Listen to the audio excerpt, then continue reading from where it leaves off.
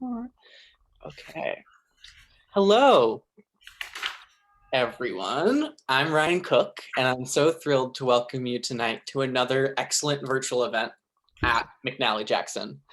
If you go to mcnallyjackson.com and look at our events calendar, you'll see all these amazing writers and programs we're hosting in the next coming weeks. So please keep an eye on the site or subscribe to our newsletter to hear more about what's going on.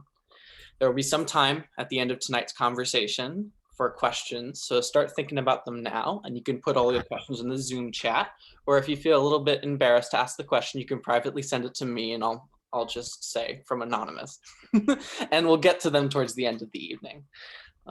We're glad that even though we can't all be in the same room at this moment, we're still able to host events during a difficult time. And if anything, it connects authors like these two lovely people to conversation authors, podcasters from across the US, which is really even so cooler than in person in some ways. I mean, as we've weathered the pandemic and reopened all 4 of our locations for browsing and shopping, indie bookstores like ours still need more support. So if you enjoy free events like this one and want us to keep hosting more of them, please buy books from us. And throughout tonight's event, I'll be posting the link to Ian's new book for the McNally Jackson website. So without further ado, we're going to start a conversation between Ian Kerner and Emily Morse. So Ian Kerner is a licensed psychotherapist and nationally recognized sexuality counselor who specializes in sex therapy, couples therapy, and working with individuals on a range of relational issues. He is the New York Times best-selling author of She Comes First and many more, focusing on healing sexuality and relationship. And he lives right here in New York City. Emily Morse is all the way across in LA, as we talked about earlier. She's a sex therapist as well, an author, and the host of the podcast Sex with Emily. And she teaches a masterclass on sex. So keep out for that. And thank you guys so much for joining us. Thank you. Thank you so much, Maris. Thank you. Well, I was so honored when Ian asked me to be part of his book launch event. And so thank you everyone for coming. But Ian, he's the man who made oral sex into an art form with his book She Comes First. It's become like kind of part of the lexicon. People are like, oh yeah, well, she comes first, of course. So I don't know if that's, that was amazing. But his next book that we're here to talk about, so tell me about the last time you had sex, is really a game changer. I feel like Ian was so generous with this book, and he opened up. There's so much to learn here for couples. There's exercises in the book.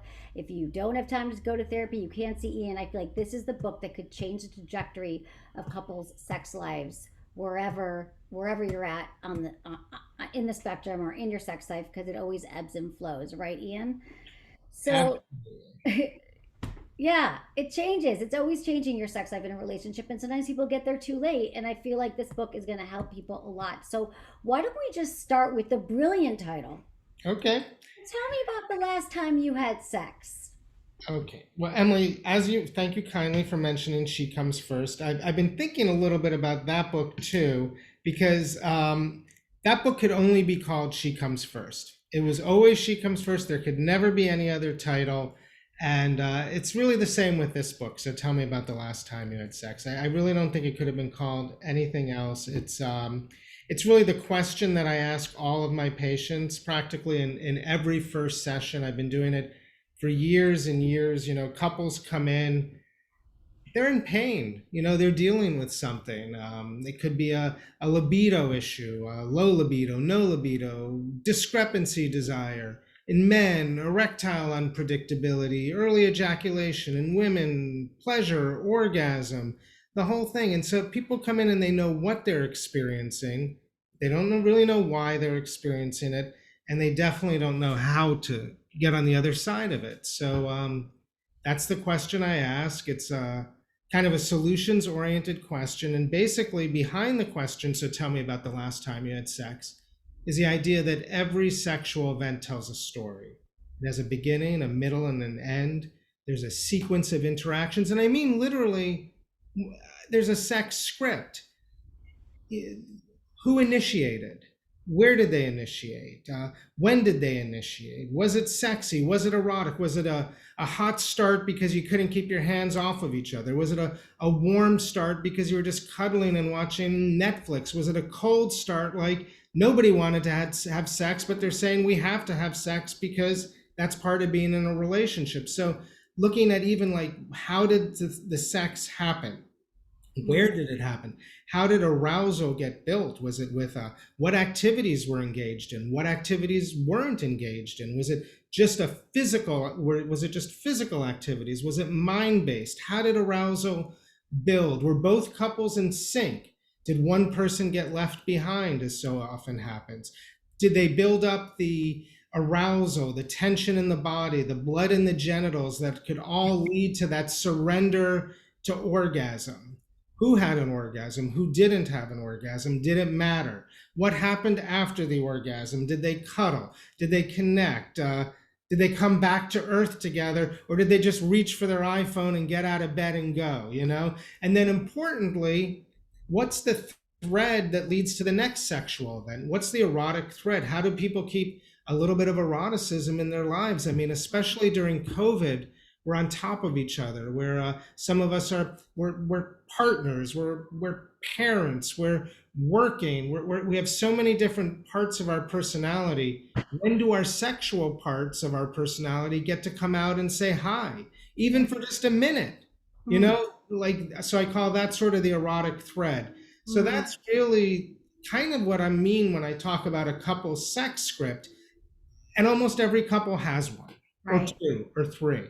Oh God, let's, because I know you spent a lot of time on the sex script in the book. So I want to stick with that for a moment, because what I'm hearing you say is that this simple question and the title of the book, which everyone should get, so which is in the chat.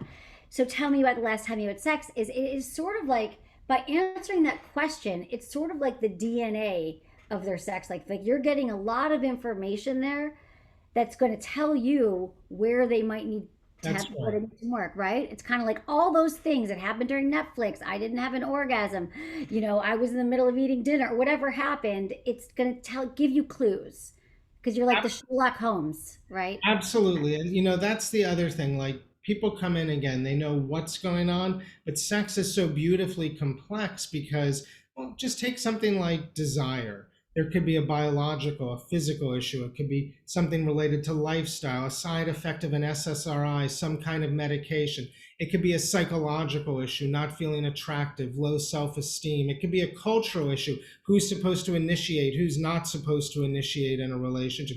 It could be a real relational issue. I don't trust my partner. I'm angry at my partner. All of those factors affect desire, and all of them affect desire at any given time at once. So it's just so beautifully complex. And that's why I sort of say, you know, like being a sexual detective, looking for the clues, trying to piece together what's really happening, getting a big picture.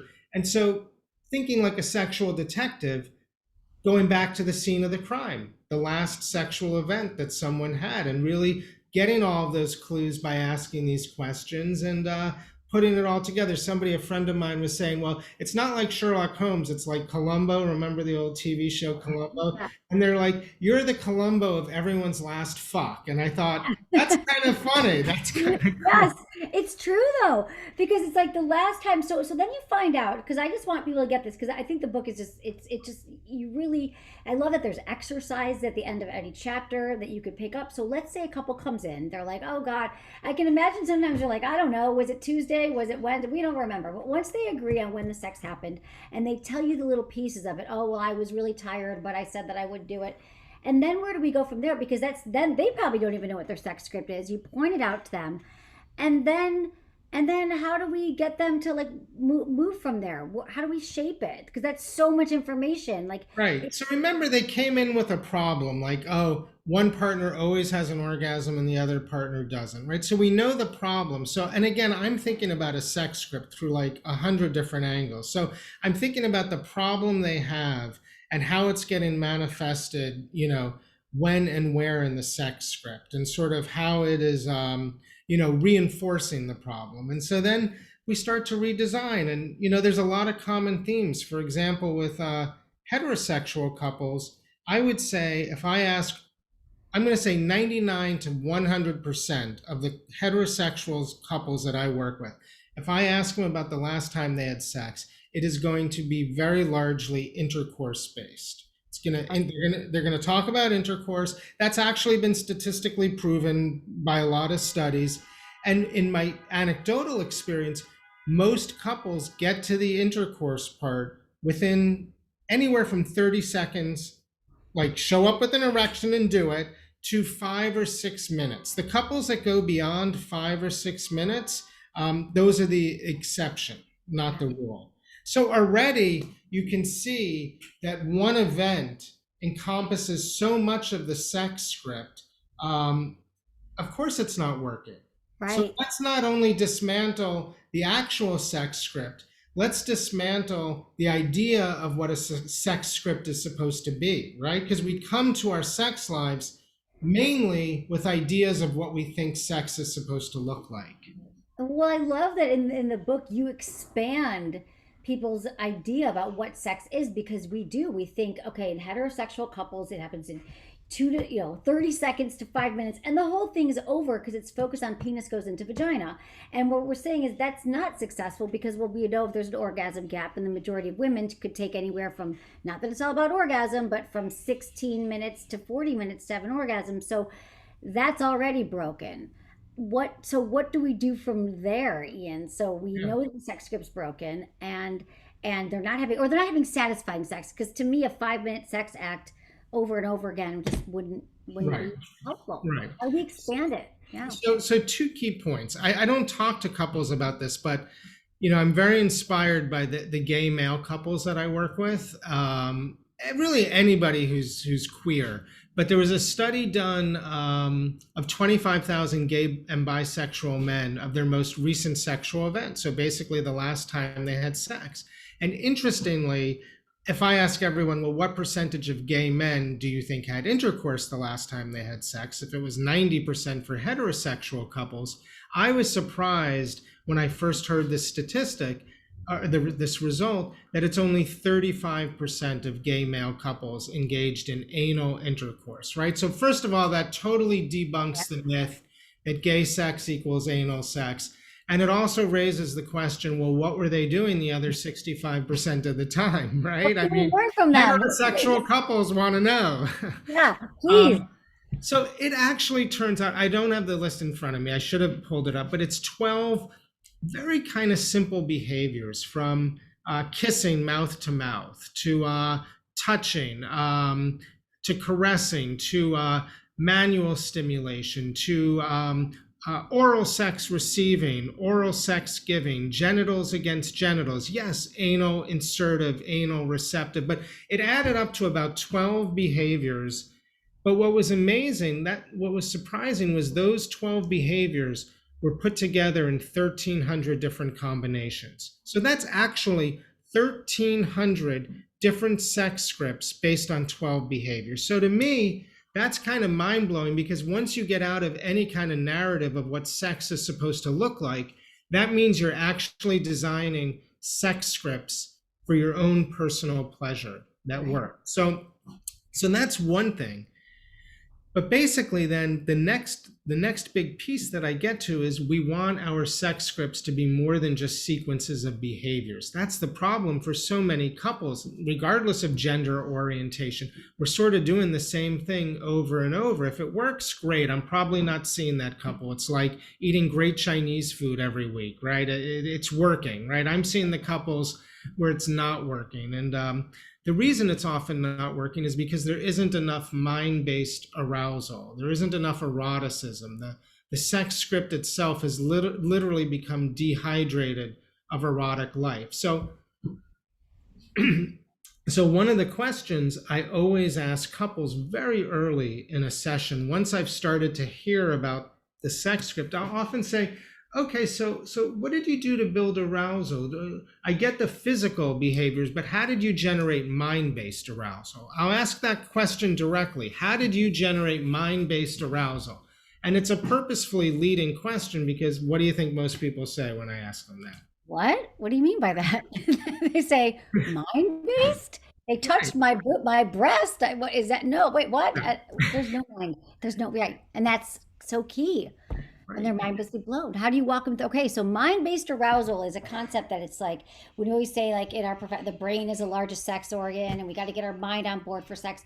But I love that you really elaborate that on the book and how couples actually need to be focusing on that more than what's a great tip for a blowjob or what kind of people always ask about sex positions. But how about mind-based Well, positions? any blowjob tip, any sex position is just a position, right? It's just a penis and a vagina or a mouth against a penis with friction and pressure. What makes that different or unique is the psychological and the erotic characteristics of it. And, I'll often point out to couples that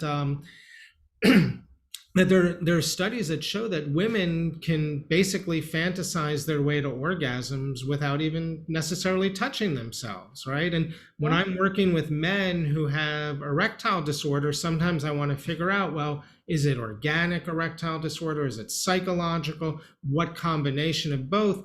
And I'll often ask men, hey, the next time you're home and you're going to masturbate and you're putting on some hot porn, because every guy puts on hot porn when he goes to masturbate, or it's about 99.9% of men again. And I'll say, this time, just leave your hands at your side. Just tell me what happens. Watch the porn, focus on getting aroused, but don't touch yourself. Most guys come back and they report within about 2 to 4 minutes, 2 to 5 minutes, they had a decent enough erection that was already pretty robust. And as soon as they started to touch themselves, it was like, bang, a very strong erection. So to me, that's mind-based arousal, right? Some kind of erotic stimulation. And my question is, why are we engaging erotically with ourselves and often not with each other, Mm-hmm. So yeah, how do we do that? Like the example of a couple together then, because we just think it's about, most of us think about, I'm sure most of the sex scripts that you heard from heterosexual couples were, leaned over, kissed me, we ripped off each other's clothes and the sex happened. So how do we fill in the blanks with some mind-based arousal when we're with our partners? Yeah. How do we cultivate that? Yeah, and you're right. I mean, the thing that I've also noticed that's incredible is that almost every couple that I work with is interested in this. They're not necessarily doing it. They don't necessarily know how exactly to do it. Unfortunately, we live in a world where we're not raised to talk about sex in any extent, much less our fantasies, but everyone gets it. I mean, everyone gets it. Everyone wants it. So how do we do it? So it's hard because again, like, we don't talk about this stuff. If anything, it's wrapped in shame and embarrassment and shyness and the stuff we keep in our heads we don't want to bring into the world. So I'll start to talk about 2 types of mind-based arousal. I'll also introduce them to the term psychological arousal or psychogenic arousal, because I use scientific language when I'm working with patients, and I'll let them know what the language means and is, and then they'll start to use it. So we're not talking about hand jobs or blow jobs. We're talking about manual stimulation of the genitals and oral stimulation of the genitals. And so their language switches, or I give them the language to start using. So I'll talk about 2 types of psychogenic stimulation. Face-to-face and side-by-side. And I'll say, let's take these 2 simple categories. Face-to-face. It's like being 2 actors on a stage looking into each other's eyes with nothing between you. It's just the 2 of you on a stage, and how are you going to create a world? How are you going to create an entire scene together? Well, you're going to have to improvise, right? You're going to have to share a fantasy. You're going to have to play make-believe. You're going to have to role play. You're going to have to explore an erotic theme of some sort. And most people will say, well, we don't do that at all, and we're not going to do that. I can't imagine myself sharing a fantasy. We're definitely not the role playing type. Yeah, they'll go buy handcuffs or a paddle or a little feather crop or something, but those are just the accessories, right? If they're not connected to anything psychologically meaningful. So I will give couples some exercises to to generate psychological or face-to-face psychological arousal. But I'll also talk about side-by-side arousal. And by side-by-side, I mean, look, it's okay. You don't share fantasies with each other. I get it. It's hard to get to that place of trust and intimacy. But how about taking in something that somebody else has generated. We're living through a renaissance. We are so lucky to be living through a sexual renaissance in an explosion of erotic literature, erotica podcasts, audio porn, ethical visual porn, sex toys, although I'm not so much talking about the toys themselves that are for physical stimulation, but just purely the stuff that we can read together, reading aloud and listen to together and watch together. It's such a renaissance, and I normalize that there's nothing wrong with you as a couple if you want to take this stuff in and get a little eroticized and get a little sexualized. So my sessions are very co-constructive. Like, what do you think? Like, I'm going to give you a homework assignment to build arousal, and I'm going to focus on one physical activity that you can really focus on, and I'm going to focus on a psychological activity. And I call this homework a willingness window usually, because you want to allocate a window of time. Yes, you want to schedule something. If nothing's happening or it needs to happen, you have to fit it in. So you're going to take a window of time, and you're showing up with willingness. You don't even have to show up with desire. More than likely, when the time actually comes, you're both going to say, do you actually want to do this? Do you have desire to do this? And the answer is probably going to be no. But you know what? We have willingness to do it, right? We want to try. We came to see Dr. Carter. We're sitting in his office. He gave us one assignment. So I'm picturing the face-to-face, I guess that can be hard, but maybe that comes after side by side. So they're sitting down, they've picked porn, or they're reading erotica aloud to each other. And then they're supposed to be like, oh, that kind of turned me on. Did that turn you on, babe? What did you think about that? And then they're kind of gathering data, right? So they could use that as their mind-based arousal, which, let's just be honest, that will lead to the physical arousal. I think we just don't understand the physical a lot. We just think I should be aroused. It should be struck by lightning. And people think that their arousal is going to hit them over the head and they should be turned on. And if it's not, something's wrong with them. But what this shows is you got to put some effort in. And so that's the effort. Absolutely. Emily, I also ask every couple before they leave, I ask them a simple question where I trick them into giving me some face-to-face arousal. Because the couple's sitting there and I say, okay, you've got your assignment. I got it. All of your attitudes about porn, even though we talked about ethical porn and the actors are being paid and want to be there, you just can't do that. So you're going to read some erotic literature. And yes, I'm going to send you a list because you don't necessarily know where to get it. And I'm going to make it very easy. But before they leave, I'll always ask a question. I'll say, oh, wait, so let me ask you something. Assuming you're going to come back, you don't have to come back, process this session, but assuming you're going to come back, if we're going to work together for, let's just say 2 or 3 months, right? We're not going to work together that long. What are we in right now? May? So let's say by July or August, we're going to meet every other week. I'm going to give you homework assignments. Let's say in 2 or 3 months, we're on the other side of this problem. Things are actually getting better, right? We've gone from problem and we're on the other side. What does that look like? And they'll start to talk and I'll say, no. I don't want to just hear about, if I'm a fly on the wall, like, what am I seeing? Okay. If I'm that little dog you have lying at the foot of the bed or off the bed, what am I hearing? Right? Like, if I'm the mattress beneath you, what am I feeling? Like, I want them to start describing what they want. Well, give me an example. So they've just left your office. They've maybe agreed to go watch porn. And then you're like, what? Because basically you're saying, what does success look like in 3 months? Right. And what does sex look like? Success. How about that? Success. And I keep encouraging them to sex it up a little before they leave, And so honestly, if I'm doing my job well, and if this is a couple that's coming to this from a positive place, look, some couples are really broken or they're really mired in distress or despair. I'm going to tone things a little differently. But for a couple that's really positive, that wants to get on the other side of a problem, we're going to, in the room, kind of use the language of sex. And they're going to start to feel, because the heat in the room is going to rise a little. And they're going to understand how the language actually creates arousal. And you know what, Emily?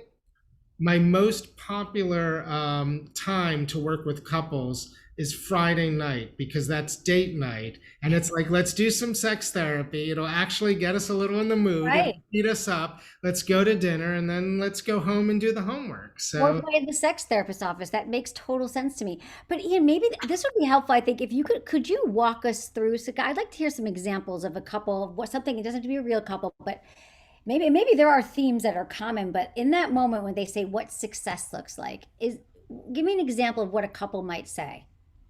What is it, um, well, of what sex could look like after they spend 3 months with you doing homework? yeah, somebody might, and then it's not that the whole description is, sexed up, but somebody might say, I really, if we're working together in 3 months, I'm not going to be the only one who initiates anymore. I'm not going to be the one who gets rejected. I'm going to feel my partner's desire in a way that maybe I felt it once in the beginning, or I felt it in a previous relationship. But really, well, what is that going to look like, right? Like that has to look like something, I don't know, like, we spend all day like going over shopping lists and going to Whole Foods. I want him or her to just come in and throw me up against the wall and push against me and say, I really whisper in my ear, I really want to take you in that room and, put it Right. over my knee or whatever it is, right? So, I mean, that's starting to express Yeah. the language of what they want. They'll start talking about the oral sex that they want to receive and how they really want to like sink into arousal and how good it feels, how they remember how good it feels, or they'll talk about the emotion they want to feel and just the connection. Some couples will really just talk about the kissing that they want and how they want to breathe into each other's kisses and let their tongues find each other. So they're not creating like a full-blown fantasy, but they're Right. using, but you got to remember they came in just complaining. All they did was complain in the beginning. All they did was know what the problem was. But so now you're helping them see why it's not happening. Because yeah, that makes sense. I mean, I hear this from all a time. A lot of the times, people are like, "Oh, well, my partner won't initiate. Why won't they initiate?" And I also hear it from the partner who's had that request to initiate, and they're like, "I don't know why. I don't know how to do it. I don't know why I can't." And so what's interesting is that you're essentially giving them. People could get that in your book too. They once they do these exercises at the end of the chapter, they're gonna start to figure out what was my roadblock. Why can't I do these things? Because that all sounds like who doesn't want you Right. know someone to throw them against the wall, or who doesn't want to kiss gently, and we all kind of want that, but it seems like I know how to do it. I know we want that, but we can't get there. So I feel like, so tell me about the last time you had sex fills in those blanks. Yeah. And sometimes when people are ready for face to face, like if I'm meeting with a session, if I'm doing a session individually, I might give them like little, I'll ask them little questions that make sense. Like I'll say, like, well, do you think you can go home and when you like wake up in the morning, tell your partner you had a really sexy dream about them? Like you don't know what your subconscious was up to. Just blame it on that crazy unconscious you've got, but it was really hot. I had a really hot, sex dream about you. Well, hopefully you have the kind of partner that's curious about that. If you don't have a partner who's curious about that, that's another issue. And a lot of people will say, yeah, I can do that. I can do that. Or can you go pull out old sexy photos of yourself when you were younger, or even recently, or you as a couple? Like I'll work with couples to find easy ways to kind of move from the side by side into a little more, face to face. But the other thing that I also want to say is like you were talking about desire, Emily. And like, Hmm. of course, we all want to be desired. Who doesn't want to be desired? So it's really important in talking about people's sex scripts that we also really understand their sexual personalities. We Hmm. understand like their desire frameworks. Like, right, there may be a real Yeah. reason why one partner always initiates and the other partner doesn't, right? The partner who always initiates may be in what we call like a spontaneous desire framework or a highly reactive desire framework, in that they really respond very quickly to a sexual cue. Their partner comes out of the shower and they're ready to go. They see their Right. partner, right? So that's one kind of desire, and that kind of desire actually is the form of desire that gets projected to us through culture. Yeah. We see that all the time. So that partner is used to initiating a lot because that partner is the one that feels that desire so quickly. And you can understand that partner might say, well, why am I always initiating? Why am I always the one that feels that cue? Doesn't my partner want me? Doesn't my partner desire me? Well, that partner may really be a sexual person, but may not be in that same desire framework. They're in a different desire framework. They can feel desire just as strongly, but they don't get there in the same way. How Right. do they get, like, how do they get there? I'm sure you deal with this in your Yeah, practice and I on your do, show. but all the time. Well, that's what's so interesting. It's this responsive versus, responding to desire. I know you have a different term for it, but it's like the spontaneous. So it's like your partner gets out of the shower, they see you. I'm going to send. I don't love using gender around this stuff, but let's just say a man has an erection ready to go, and the person who's getting out of the shower is like, I just got it. I still got to dry off. I got to put this new lotion on. I got to take out my contact. I think this conversation around desire is also so important because I think we just expect that we have the most highly publicized time, that we should just hit us over the head, and I should be turned on just like my partner is when they see me.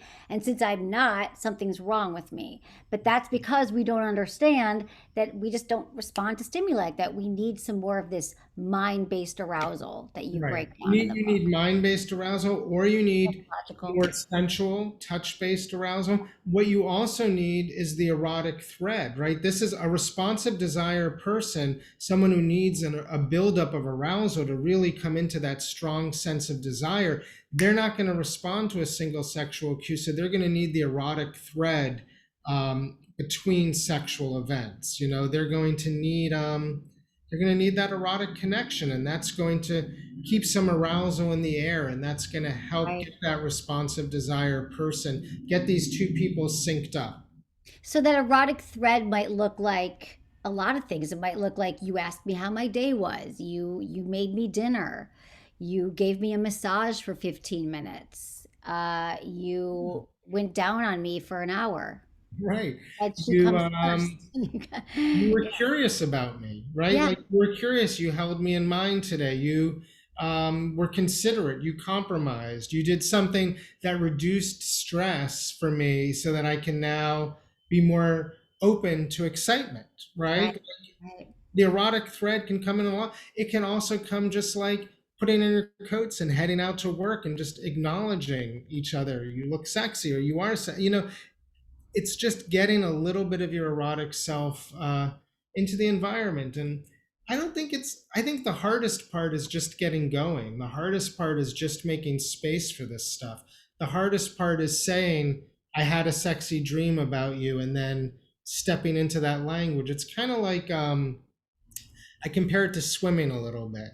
And you start in the shallow end of the pool when you learn to swim, right? And then you move into the intermediate, and then you move into the deep end. And when we hear people's fantasies, or we think about fantasies, they often feel like they're taking us straight into the deep end of something. But let's start in the shallow end. Let's dip our toes in. And the nice thing about sex and these conversations is, it might take me a year to learn how to swim, but it might only take me an hour or two to learn how to get into the shallow end and to start moving forward, because we've developed our ability to communicate in so many different areas of life, and we have the cognitive skills to begin to articulate this.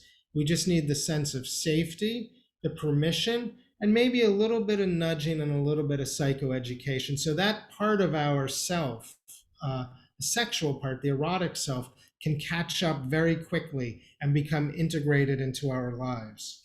yeah, I think it's true, and that's what it does in all of your work. And in this book, is you're giving people permission to be sexual, and you're giving them permission to have these conversations. And I think it's also okay to say, to laugh if they say, I had a sexy dream about you last night, and it's awkward. I think people think, I don't know what they think is going to happen to them, like that their life's going to be over, they're going to be like struck down. But no, what they might find is their partner might just say, "Oh wow, I can't believe you." Let's say the worst thing that can happen, I suppose, your partner's like, "I can't believe you said that," and you could say, "Yeah, well, what did it make you feel?" Like it can always elicit this bigger conversation. But what I've noticed too is that with couples, the second they just take that risk, it's like ripping the band-aid off. Like, this is going to be awkward, I'm going to say it. It gets so much better from there. If you're with a partner who wants to be a good lover to you, and I assume that we all are with couples who care about our pleasure. And if we're Yeah. not, it's another conversation. Yeah. I mean, the truth is, we're so much more familiar with the physical arousal than the psychological. So Yeah. I'll be working both aspects of the sex script at the same time. And there is that sort of cultivation of arousal phase. There's the buildup of arousal phase and staying in sync. There's a part of sex that's so interesting where you get so turned on, you're so absorbed, you're engaged that actually you pivot into turning off. And by that, what I mean is that there have been a lot of studies to show, especially in women, that as women are increasingly getting aroused and increasingly approaching orgasm, parts of the brain that are associated with sexual stimuli are really lighting up. But parts of the brain that are associated with fight or flight, scanning the environment, stress, high emotions, the environment outside of the bedroom, those parts are turning off. And what's actually happening, the brain is starting to produce alpha waves. And those alpha waves are associated with flow state, with meditative state. So you're actually literally, you've gotten so turned on that you're going into that kind of turned off flow state where you're really just sort of totally present. So I'll also work like we're working all aspects of we're looking at a big picture and we're deconstructing and we're reconstructing all of these different pieces. And I know it sounds complicated, but we're really beginning from the beginning and moving forward, right? Like a script has a beginning, middle, and an end. I always like to say that the avant-garde filmmaker Jean-Luc Godard said that a story has a beginning, middle, and an end, but not necessarily in that order. And in a way that is true in that, hey, maybe intercourse can go in the middle and oral sex can go at the end, or the psychological stuff can happen at the beginning or the middle. Like, we can deconstruct our sex scripts, but whatever we're experiencing, I want to target it the first time it starts to appear. Like, right, for that guy who has erectile disorder, every time he goes to have intercourse, right? I see this all the time. And in young men who are 30, 20, 40, 60, for that guy who experiences erectile unpredictability with intercourse, that problem didn't begin with intercourse. It began much earlier in the sex script. It began with generating arousal. It began with kissing and cuddling. It began with even his partner reaching out and touching him or her for sex, right? That's when the anxiety that's going to lead to that shutdown happened. So that's when we want to target it in the sex script. And in the book, I have a lot of graphics that really sort of break this out and show you, like, you're in this phase. Like, is this where something is happening? Well, let's change that. Right. No, I think it does. I mean, I don't think it's, I mean, because I've read the book, but you really hold, it's like you're holding their hand. It's like they're sitting in your office. And this is what it would be like if they actually came to see you. These are very specific assignments. Like, you're not leaving them hanging. You're explaining it all very, very carefully and thoughtfully so couples can work through this together. I mean, even you can work through it on your own, share it with your partner. But I think for, especially for those partners, I don't know if you guys have them, we can get into questions maybe, but my partner doesn't believe in therapy. They won't go. They think we're fine. So you could take it upon yourself to read this and kind of share some of the wisdom with your partner so they get on board, because I think that every couple could benefit from this. Every couple, no matter how amazing your sex is, you're going to fall into a rut at some point. I'm just going to say it, unless you do some of this work. And I also want to say, like, although I didn't get to focus on this quite as much, if you're not in a relationship, if you're in between relationships, if you don't want to be in a relationship, if you're in a mode of, casual sex or hookups, whatever it is, you're not partnered, there's still a way of thinking about your sex script. There's still a way of thinking about, how do you get into your sexual element? The next time you're going to have sex, how are you going to feel empowered and strong? What do you need? I know a lot of men who, they suffer from early ejaculation and they're very nervous and they're not going on that first date because they know it's not going to go badly. They know it's going to go badly. Mm-hmm. So how can that first date go better? Well, let's start to figure out the sex script you need. You're going to need a lot more psychological arousal at the outset, a lot more outer course at the outset, right? You're going to need to help get your partner much closer to orgasm if that's what Right. you're seeking, right? Because you're not going to be able to do that through intercourse, which is what you're afraid you're going to be asked for. And some people will be like, well, I can't bring that up in the first date. I can't get out of that heteronormative or whatever normative sex script I'm in on a first date. I have to, go with the flow and be a woman or a man according to what we think it's supposed to look like. Well, no, you're going Right. to have to start thinking about what do you need and how do you then advocate for that in a really confident, sexy, Mhm. seductive way. So I Yeah. think I think it is important for It is for, several.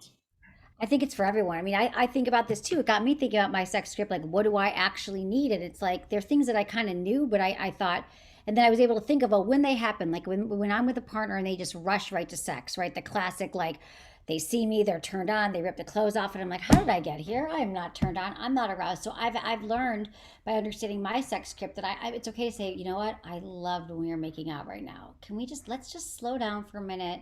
I want to keep tasting your lips, like I need to slow it down. I need to make sure that that my music's turned on because that's important for me. And if you do it in a way that's not like, you just ripped my clothes off right away and there's no music. And I'm just like, hey babe, let's slow it down. I just find that partners are pretty down with you expressing your needs once you figure out what they are. So it's a practice, but it's Right. Everybody would rather know. They just want to know in a positive way.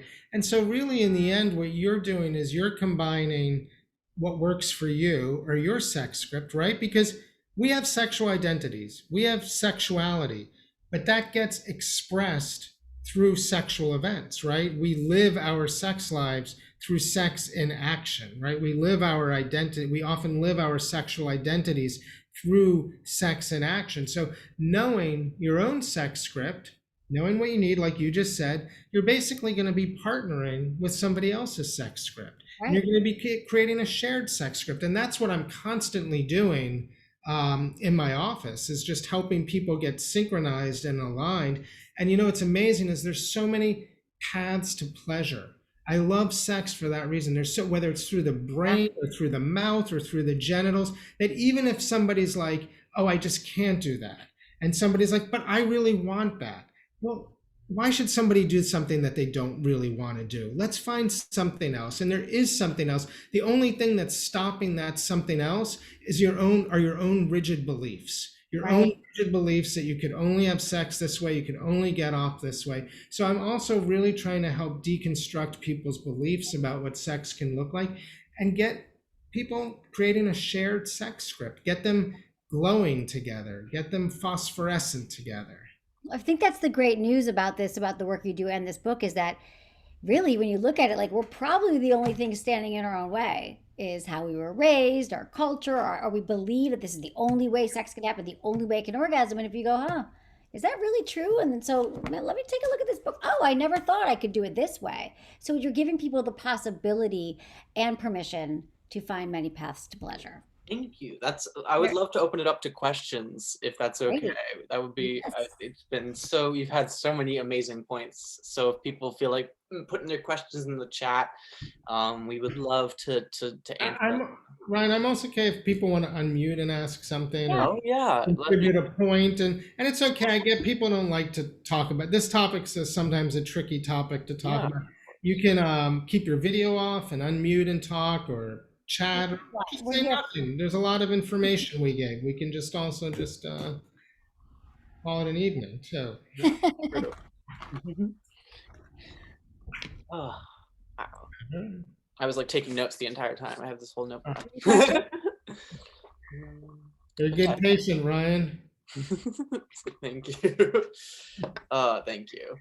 I'm curious. I mean, if just to start off questions, I mean, now that people are getting back to working at jobs in person, there comes the sort of tricky situation where people only have a specific length of time where their times match up with having to play out their sex scripts. So how do you still keep that spontaneity within the sort of capitalist, like we both have jobs, like my partner works on the weekends and I work on the weekdays. Like, how do you still afford that ability to to have us What fun. I've learned from COVID, Ryan, is that constraints actually create possibilities and challenges create opportunities. Because during COVID, what I saw is people have more time, they're commuting less, they're sleeping more, and they're having sex way less. And so COVID didn't help people's sex lives. COVID has been, hurting people's sex lives, and that's another topic. There's just a lot going on during COVID, being on top of each other, or different sort of lifestyle. Not feeling our most attractive, or being our most attractive. So, going back to jobs, going back to routines, what I'm really been talking about a lot lately and thinking about is just the concept of ritual Mm. and new rituals. We lost so many rituals. Like I've seen from my son's birthday parties to family dinners to holidays to funerals to cups of coffee. Like we lost so many rituals and we reinvented them. Did we reinvent sex rituals? Did we create any new rituals around sex? I mean, what do you think, Emily? I don't I don't think that we did. I think that for a lot of couples who were already feeling the strain before COVID, and then they found they were contained within four walls all the time without any separation, that I think that people had a lot harder time. However, couples, what I found is that couples who were sort of, one of their biggest constraints was that they didn't have time together, but they were actually curious about exploring, were actually able to do some exploring and playing and doing some of the things they never did before. But what I've across the board, couples, most couples I know were like, I was in sweats all day. We got along. Our friendship is better than ever, but our sex life not so much, because they didn't have that separation to create the eroticism. They didn't have the space to fuel the fire of desire. Yeah, I think that's true. They didn't have that, and I found that some of the couples that I work with that didn't have kids yet, or that decided to have COVID relationships and just be together, that they ended up doing a little more of like, hey, let's dig into sex, like let's really have some fun, Right. right? Like, and figure this out. Whereas the couples that have kids, especially small kids, like they had a lot more problems. That's exactly it. If you give couples don't have kids and they're home, like, oh yeah, we know how to cook now. We've learned how to. We watched everything on television. Let's go sex. Let's flip over the sex card. I have an anonymous question, if that's Sure. Yeah. Love it. Yeah, anonymous is cool too. Yeah, sweet. love it. Someone asked, where can I find heterosexual pornography that is appropriate for someone new to it?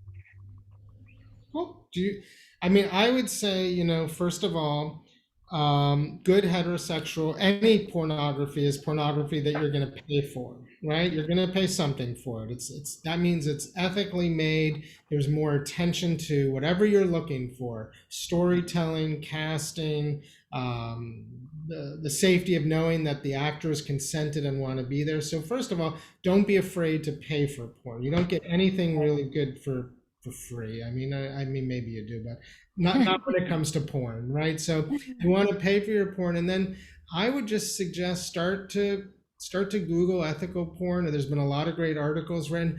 I happen to think like Erica Lust is really amazing. She's a feminist female porn director. She's also a mom. She's a sex educator. She's been on your show, Emily, She's been right? on my show a bunch, and yeah, I've done some podcasts with her. Also, so yeah, Erica Less is great, and Belessa is a new platform, Mhm. Belesa, and they've got a lot. And what we mean by ethical, it's like it's made all, you see all different body types. There's a lot of women receiving pleasure rather than just seeing the money shot of the penis, and it is heterosexual. They have all kinds of porn there. I think Belessa is great. I think those are pretty much what I know of right now. And there's also some audio eroticas, which is great. Like if you want to listen to porn, there's like Try Quinn, and another one is Dipsy. Those are some great platforms. And I also have a blog on. Are all these going pretty strong, Emily? Yeah, Dipsy? they are. I haven't checked in with them in a You while. got it with who? With which one? Try Quinn and Oh Dipsy yeah, for a little while. I think so. People listen. Sometimes you just don't want to see it; you want to hear it. It's like ASMR porn, listening, hearing it. It's just one of our senses that you can just lay back and picture a scenario. I think they are doing well. I think that any porn that is thinking about the coming from the feminine or from the women's standpoint of what they might want to hear is doing well, Mhm. and is having a moment right now. And I also have I think I have a blog. I do a blog on my site, It's at sexwithemily.com about the best ethical porn sites. So, I also want to call out. I see that Sharna Walsh is here. I don't know if she's huh? actually there or just the video is off. But Sharna is a young woman who's the CEO of a company called Coro. I don't know if you've heard of Coro yet, Emily. No. It's an app that's just designed to provide sex education, sex Oh, love. community, a lot of exercises, a lot of sexual mindfulness, a lot of content. I have a lot on there. Emily Nagoski is involved and Kristen Mark. So that's also a resource. Again, Great. just like download the app Coro. I didn't know Yeah. Charlotte was going to be here, but it's an incredible app. And Cool. you're Great. starting to then already be in a community and starting to talk.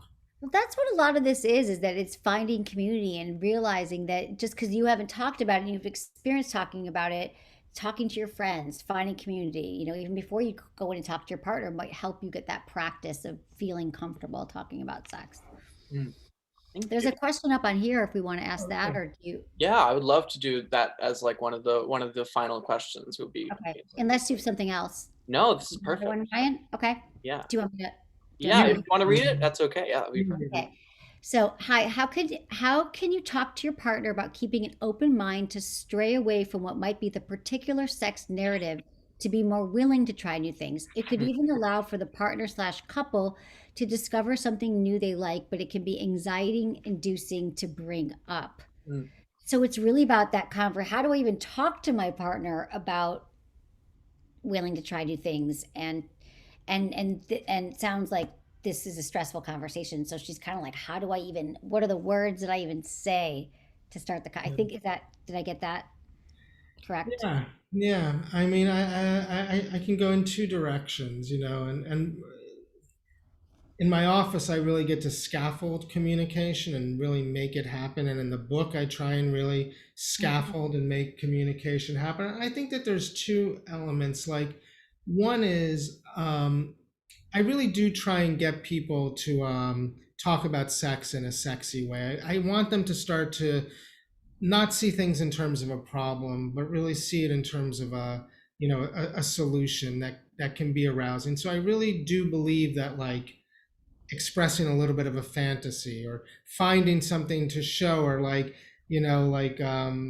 there's so many great like sex toy companies, like finding the thing that, I mean, the conversation is getting more and more normalized as well through apps like Coral that Asharna started, through Dame products, through dialogues like yours, Emily, your podcast, Sex with Emily. The other thing I just want to say, though, is that it's a very vulnerable topic. And in general, I believe that there are two types of emotions. There are our defensive emotions, our secondary emotions, when we're frustrated or a little angry or a little accusatory, evasive, withdrawing. Like, those are all defensive emotions. But underneath that are primary emotions, vulnerable emotions, the things you really want. You feel a little neglected or rejected, or you really miss somebody, or you want more from something. So I always say to just try and drop into those vulnerable emotions. And even if your partner isn't going down there with you, just stay in the vulnerable. Stay in the vulnerable, and your partner Yeah. will come to you. Yeah, I guess exactly. Like when I'm thinking about that, and it's interesting because the next question for you is similar to this. Hi, Ian. Love your previous books and just picked up this one earlier today at McNally Jackson. And the question is, I'm in a newish relationship. How could I best use this book to ensure my boyfriend and I won't need to repair our love life? It's like, I think that both these questions are like, how do I approach my partner? And I think going back to what Ian's saying is getting into your emotions and saying, this is really vulnerable for me. I'm so afraid to bring this up because I feel like you're going to think that I'm trying to fix you or something's wrong with us. But what I've been learning is that sex is something that both of us have to have a really pleasurable, mutually satisfying sex life. It's something that we both want to engage in. So even though this conversation is awkward and I know it's uncomfortable, would you be willing to explore with me? Because from what I've heard, couples who talk about it continue to have incredible sex way into the future. And so Okay. I think just kind of calling it what it is and coming from a place like, this is hard for me too. I've never done this. I swear to God, your penis is okay or your body's fine or whatever the insecurities are. You're not a terrible lover. but I'm just want to, it's like almost like deciding to go on a health kick with your partner. Like, I think we should start working out again, but so your partner doesn't think that you think that they're overweight, like, or you're not attracted to them. So it's right. It's delicate. I mean, it's, Totally.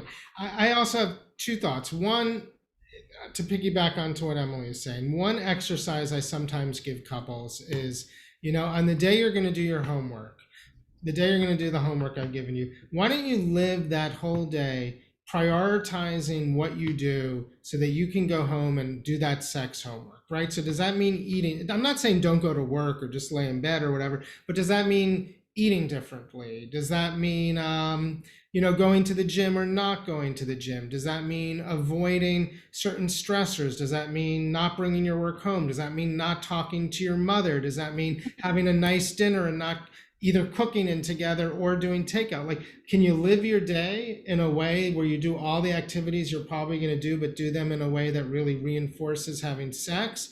And then to that end, Victoria, you said, how can you use the book? So what I would say is that at the end of every chapter, I just give talking points, thinking points, recommendations, bibliotherapy, as well as the homework assignments that I often give couples. And so you might find, I really believe in this idea of sex in action, taking things into the behavioral, moving into expressing sex together. So there might be some interesting homework assignments that I gave in there that you could possibly apply. right. And then her fear is that, how do I get him to ensure that it doesn't mean I need to repair? Because I think that the problem is a lot of us don't talk about sex. So we think someone brings up sex, it must be because I'm a bad lover, I'm a bad person. So I think the more Right. that you enforce it, you say, no, babe, it's not to repair, it's to enhance it. It's to go to places we've never been before. Doesn't that sound exciting? Places I haven't been, just kind of like reinforcing of what the possibilities are.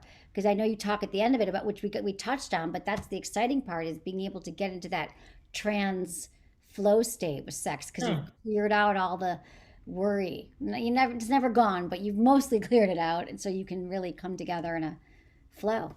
Totally. I love that. And, every relationship has a story to it. And, from an erotic, romantic perspective or sexual perspective, the early stages of the relationship were really the most sexual part of the story. And there was a lot of newness, there was a lot of expansiveness, there was a lot of mystery and unpredictability. So if you're just continuing to think about, like, what is our erotic story? And it began just with our chemistry and just knowing each other, but like, how do we keep our story growing and expanding? Yeah. Thank you guys so much. This has been really helpful, and I find it really inspiring that we're talking about this more, and that this book talks a lot about it and gives us guidebooks for it. So if anyone else has any other questions, feel free to put it in the chat, but otherwise we are good to go. And thank you so much for doing this. Thank Thank you. you, Thanks, Emily. I Ryan. really Thanks, appreciate you Ian. coming and everybody coming. Yeah, thank you, everybody. This was a thrill. Buy the book. Yeah, buy the book. Buy the book It'll today. really change. It is the book I've been waiting for to recommend to everybody. So thank you, Ian. Thanks, Ryan. You. All right. I'll see everyone when I see you online or any in person. All right. Goodbye. Bye. Thanks. Bye. Do you want